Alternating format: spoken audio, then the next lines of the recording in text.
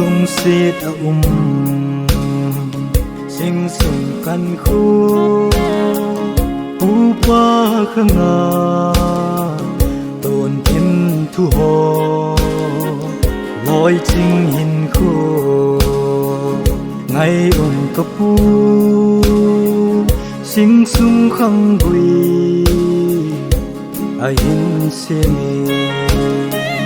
in sung khăn khu cái kia gì lệ cấp lâu thế gì cấp gì bu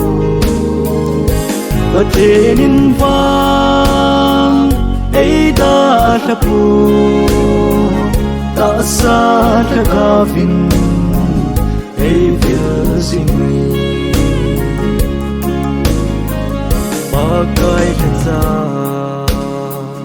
dù bà hin khu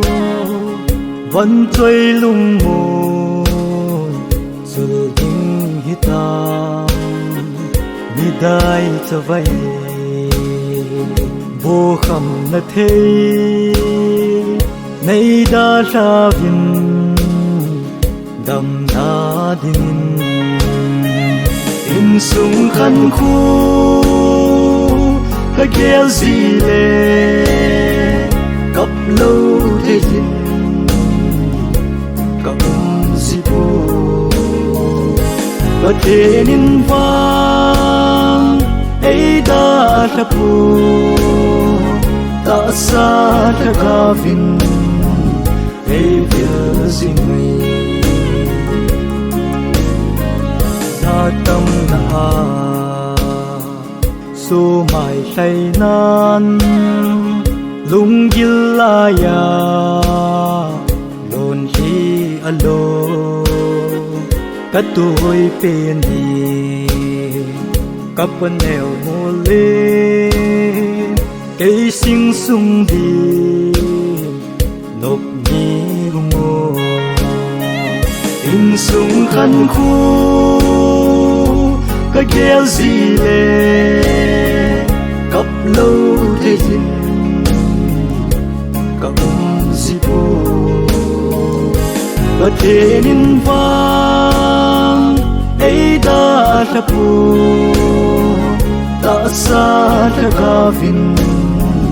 ấy việc gì người Giêsu cần này các ôi mồ pu xuống băng lung thìm in sự dun hen mít zon se dia ung thi Giêsu sinh sung đâm na đâm đôi này in sung khăn khu cái kia gì lệ cấp lâu thế gì cấp gì bu và thế nên vang ấy đã thắp bu ta xa ta ca vinh ấy việc gì người ta xa ta ca vinh ấy việc gì người